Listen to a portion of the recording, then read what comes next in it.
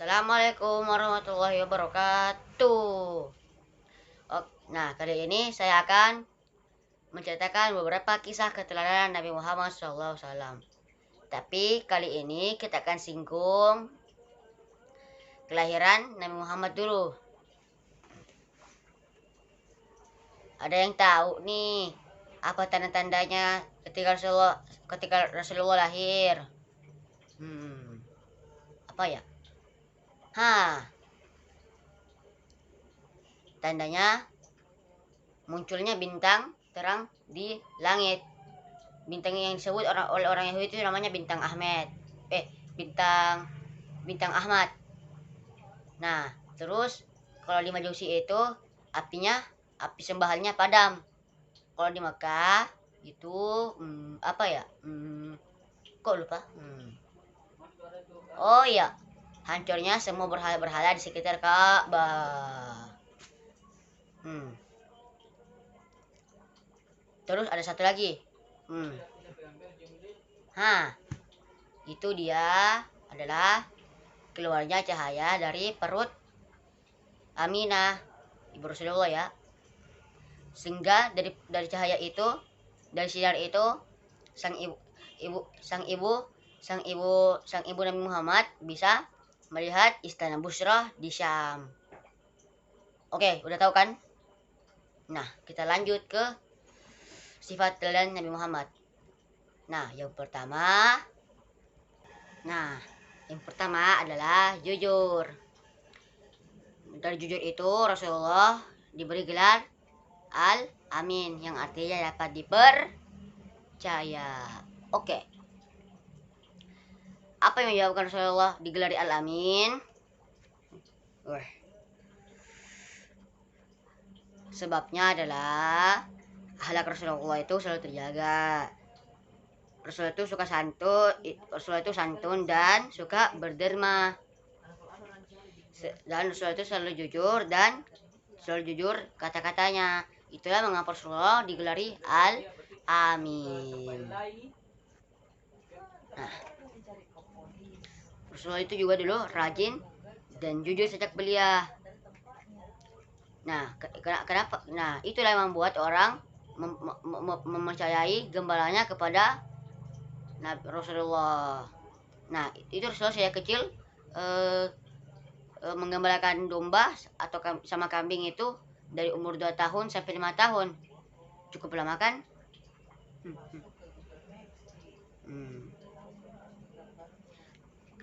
Dulu saat kecil kalau Rasulullah itu saya digelari Al-Amin, jujur juga, dan kata-katanya biar saya kecil banyak teman-teman yang suka sama Rasulullah. Bahkan semuanya anak-anak di sekitar kampung-kampung di Bani Sa'ad pun mau berteman sama Rasulullah.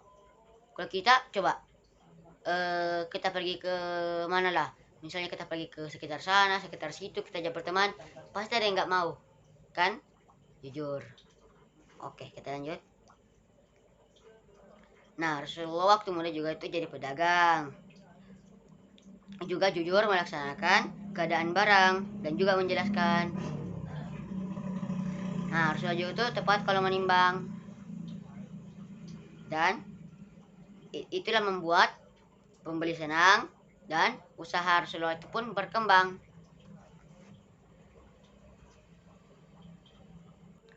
Nah, setelah itu kita akan lanjut materi salah bilang. Kita akan lanjut kisah teladan Rasulullah yang selanjutnya, yaitu disiplin.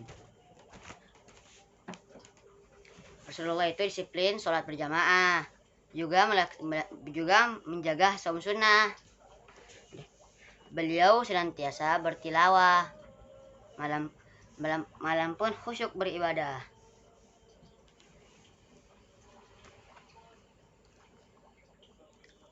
Nah, ada tahu gak? Maksudnya itu ahli ibadah. Sholat malam Rasul itu tak pernah lewat loh. Rasul itu sholat sampai kakinya bengkak karena panjangnya rakaat. Namun semua beliau jalani dengan taat. Contoh, awas yang contoh. Rasulullah disiplin sholat subuh. Juga sholat sunnah sebelum subuh. Para sahabat, tapi tak ada pun persahabat yang mengeluh. Semuanya pun mengikuti apa yang Rasulullah lakukan. Karena Rasulullah kan jadi teladan. Betul. Hari-hari Rasulullah pun penuh kesibukan. Sekali terdengar azan, namun sekali terdengar azan, segera beliau ke masjid untuk memenuhi panggilan. Para sahabat pun tidak ada yang ketinggalan karena kan sholat berjamaah. Sholat kok kalau tinggalkan kan rugi banget tuh, rugi dunia dan isi-isinya.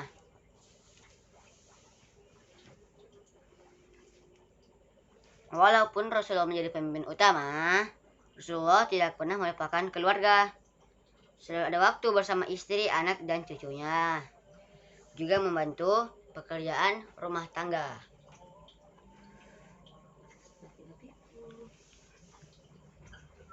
Seperti biku gitu loh.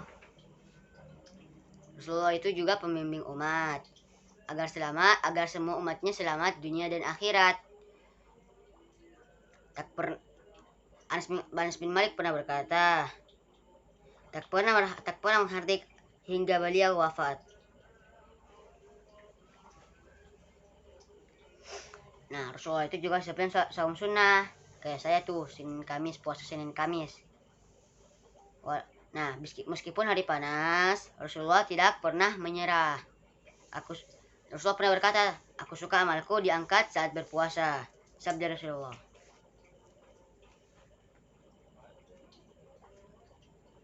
Beriktikaf itu Rasulullah biasakan tinggal di masjid selama bulan Ramadan.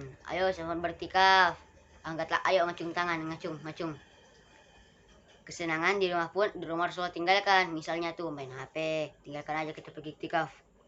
Nah, itu semuanya diganti dengan ibadah bersama-sama. Ya. Oke, kita akan lanjut ke teladan Rasulullah selanjutnya. Ini yang paling terakhir ya. Nah, kisah teladan selanjutnya adalah bijaksana. Dulu saat berdakwah, banyak yang sakiti Rasulullah. Lalu malaikat Jibril pun datang menghampiri Rasulullah. Malaikat Jibril berkata, kenapa kau tidak kutuk saja mereka? Kata malaikat Jibril, tidak. Rasulullah mengatakan, itu karena Rasulullah mengatakan, aku diutus bukan untuk menjadi pengutuk. Aku diutus sebagai rahmat bagi alam semesta. Dulu ini sekarang waktu sholatnya berapa? 5 kan? Dulu itu awalnya saat Rasulullah Isra Mi'raj, saat diberi perintah sholat itu 50 loh. 50. Bayangkan tuh kalau kita 50, mungkin kita udah gak bisa berdiri lagi. Kita cuma tinggal lenglong duduk begitu. Atau bahkan sudah berbaring. Nah, tapi saat menerima perintah 50 kali, Rasulullah pun turun kembali untuk turun kembali ke Mekah. Turun kembali ke tunggangan Rasulullah Buraq. Tapi Rasulullah ketemu Nabi Musa. Nabi Musa bertanya, berapa perintah sholat yang diberikan kepadamu? Rasulullah menjawab 50. Nabi Musa pun berkata, itu telah berat bagimu dan juga bagi umatmu. Ringankanlah sedikit, minta kepada Allah untuk meringankannya. Maka Rasulullah pun naik ke atas, naik kembali ke Allah dan meminta keringanan. Allah pun meminta keringanan menjadi 40 rakaat. Setelah itu Rasulullah pun turun kembali, tapi dicegati lagi oleh Nabi Musa. Nabi Musa pun bertanya, berapakah perintah sholat yang disuruhkan kepadamu? Rasulullah menjawab 40 rakaat, 40 kali sehari. Nabi Musa pun menjawab, oh itu masih terlalu berat bagimu dan juga bagi umatmu, mintalah keringanan lagi. Maka Rasulullah naik lagi dan meminta keringanan dan diturunkan lagi menjadi 30, dan begitu seterusnya hingga menjadi 5 kali sehari. Itu masih mending. Coba kalau kita 10, 50. Pada bengkak kaki kita. Dulu pernah Nabi didatangi Yahudi penagih hutang. Sikap Yahudi itu sangat kasar hingga membuat sahabat Rasulullah yakni Umar berang. Tapi Rasulullah tetap bersikap bijak dan tenang. Rasulullah lalu membayar utang agar dia senang. Tuh, bayar utang. Ternyata sebenarnya sang orang Yahudi itu hanya memberi ujian, dan orang Yahudi itu pun masuk Islam penuh keyakinan.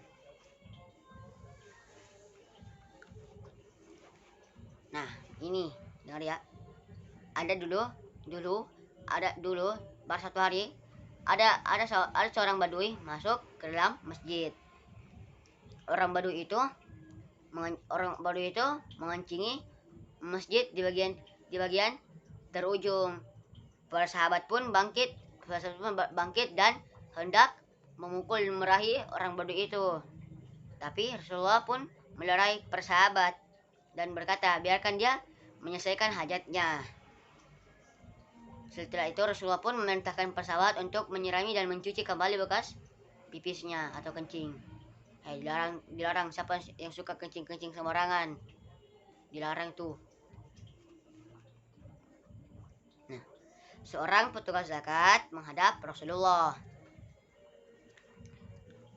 Tak lama kemudian dia menurunkan semua hasil zakat, tapi tiba-tiba sang petugas zakat mengambil sekantung emas zakat, dan dia mengatakan, ini hadiah untukku.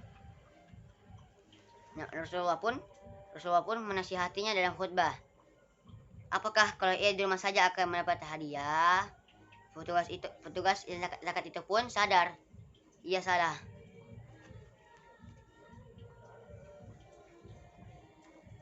Nah, itu beberapa kisah teladan yang dicontohkan oleh Rasulullah kepada kita. Yuk kita teladani sama-sama biar kita bisa bertemu Rasulullah di akhirat dan di surga nanti. Amin. Oke, sekian dari saya. Wassalamualaikum warahmatullahi wabarakatuh. Dah.